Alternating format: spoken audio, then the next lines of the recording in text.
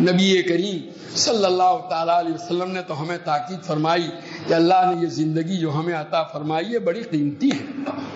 قرآن میں باری تعالیٰ فرماتے ہیں والعصر ان الانسان لفی خسر، زمانے کی قسم کھا کر، یعنی زمانے میں جو حالات پیش آ رہے ہیں آپ ان میں غور و فکر کرو گے تو گویا انسان بحیثیت انسان کے گھاٹے اور نقصان ہی میں، البتہ الا الذین آمنوا وعملوا الصالحات، وہ لوگ جو ایمان لائے اور نیک اعمال کا اہتمام کیا اور ان نیک اعمال پر باقی رہنے کے لیے جو ہے وتواصوا بالصبر، گویا نیک اعمال پر قائم رہنا جو ہے وہ آسان کام نہیں ہے، ایک دوسرے کو سنبھالنے کے لیے صبر کی تلقین کرتے رہے اور ایک دوسرے کو حق بات بتلاتے رہے، وہ ہیں کامیاب، باقی اس کے علاوہ سب ناکام۔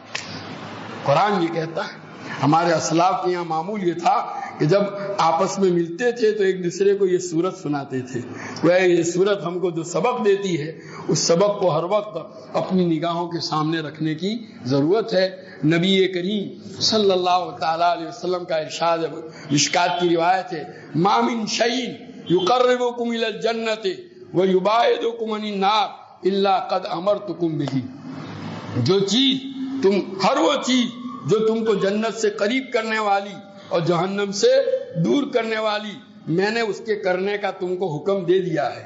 وما من شیء یقربکم الی النار ویباعدکم عن الجنۃ الا قد نہیتکم عنہ، اور ہر وہ چیز جو تم کو جہنم سے قریب کرنے والی اور جنت سے دور کرنے والی اس سے میں تم کو روک چکا ہوں۔ تو گویا نبی کریم صلی اللہ علیہ وسلم ہمارے خیر خواہ، ہماری بھلائی چاہنے والے، وَلَعَلَّكَ بَاخِعٌ نَفْسَكَ عَلَىٰ آثَارِهِمْ، قرآن کہتا ہے حضور کی اپنی امت کے ساتھ خیر خواہی، ان کی بھلائی کا جذبہ اتنا تھا کہ اس خیر خواہی میں قرآن کہتا ہے کہیں آپ اپنی جان نہ گنوا دیں، وہ ہمارا خیر خواہ، ان کی باتوں کی طرف تو ہم توجہ نہ کریں اور اپنی زندگیوں کے اس طرح کھیل کے اندر برباد کریں، یہ کون سی دانشمندی کی بات ہے؟ آج دیکھو تو صحیح، ابھی میں نے پوچھا میں ذرا بتا دینا کہ آج کل جہاں یہ کھیل ہو رہا ہے تو کہا 3:30 بجے شروع ہوتا ہے، یہ جو 3:30 بجے رات پوری جاگتے ہیں یا آدھی رات کے بعد اٹھتے ہیں، ان میں سے کسی کو کبھی سال کے کسی ایک دن بھی تہجد کے لیے اٹھنے کی توفیق ہوئی؟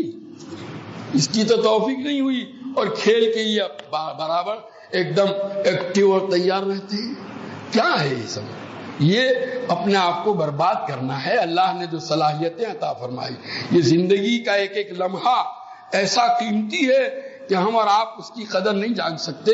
حضرت حسن بصری رحمۃ اللہ علیہ فرماتے ہیں کہ زندگی کیا ہے؟ زندگی کا ہر دن تمہارے وجود کا ایک حصہ ہے۔ ایک دن گزرا گویا تمہارے وجود میں سے اتنا کٹ ہوا، تمہارے وجود میں سے اتنا کٹ ہوا۔ وہ فرماتے میں نے ایسے لوگوں کو پایا جو اپنی زندگی کے اوقات کے معاملے میں ایسے بخیل تھے جیسے آدمی اپنے روپیوں پیسوں کے معاملے میں ہوتا ہے، یعنی بہت بچا کر اس کو کیا کرتے تھے؟ استعمال کرتے تھے صحیح کاموں میں۔ یہ حال تھا ہمارے اسلاف کا۔ آپ نے بار بار سنا ہوگا علی جرجانی کہ بھئی وہ بجائے روٹی کھانے کے ستو پھانکتے تھے۔ کیوں؟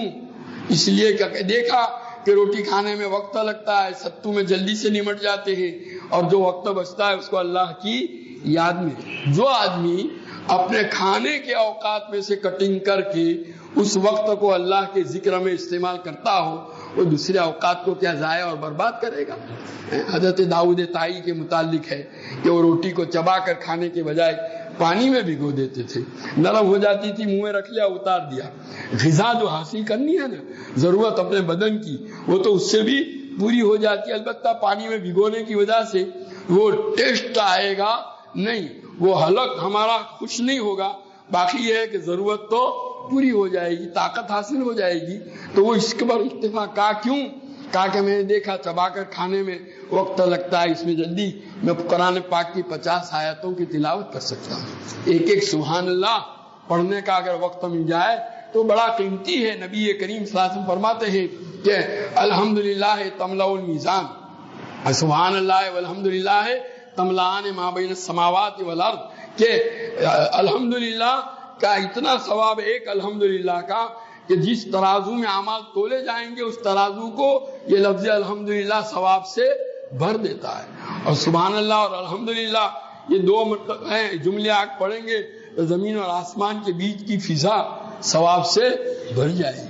آسمان اور زمین کے بیچ وہ تو اتنی بڑی ہے کہ کوئی اس کو پور کر سکتا نہیں، لیکن ان دو جملوں کے ثواب سے بھر جاتی ہے۔ اگر مجھے اور آپ کو معلوم ہو جائے کہ یہ جملہ بولنے سے یہ مسجد کا اتنا پورا حصہ نوٹوں سے بھر جائے گا تو سب تسبیح لے کے بیٹھ جائیں گے، اور یہ سنتے اس کے باوجود ہمارا شوق جو ہے نا اس کو محمیز بھی حاصل ملتی نہیں ہے۔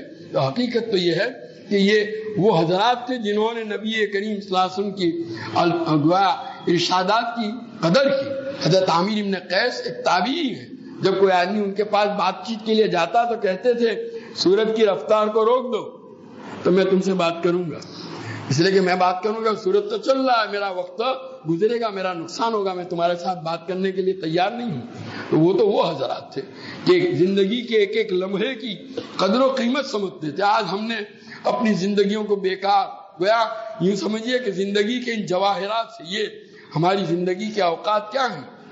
یہ ہمارے حضرت ایک شعر پڑھا کرتے تھے، یہ کیا تیرا سانس نخل موسوی ہے، یہ جمد و جزر جواہر کی لڑی ہے، کہ تم یہ جو سانس لیتے ہو نا، یہ وہ درخت جس درخت سے حضرت موسیٰ علیہ نبینا علیہ الصلوۃ والسلام کو اللہ کے کلام کی آواز آئی تھی، وہ کتنا قیمتی درخت، وہ تمہارا یہ ہر سانس جو ہے نخل موسوی ہے، اور یہ جو مد و جزر ہے اتار چڑھاؤ سانس کا، یہ جواہرات کی لڑی ہے۔ یہ گویا معمولی چیز نہیں، بڑی قیمتی چیز ہے۔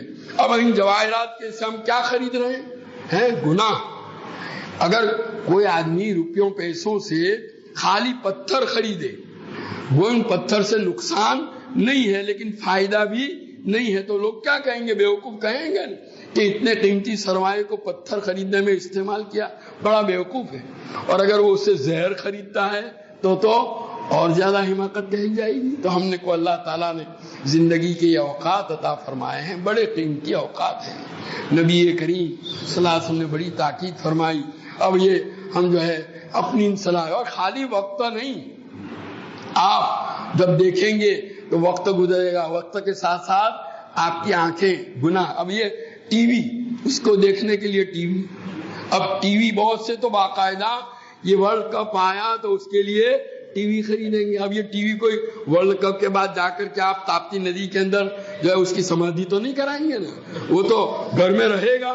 یہ گناہوں کا ایک گویا بہت بڑا آلہ اپنے گھر میں لے آئے آپ، ہمیشہ کے لیے اپنے آپ کو اور گھر کے لوگوں کو برباد کیا۔ کیا کوئی نیکی کا کام کیا؟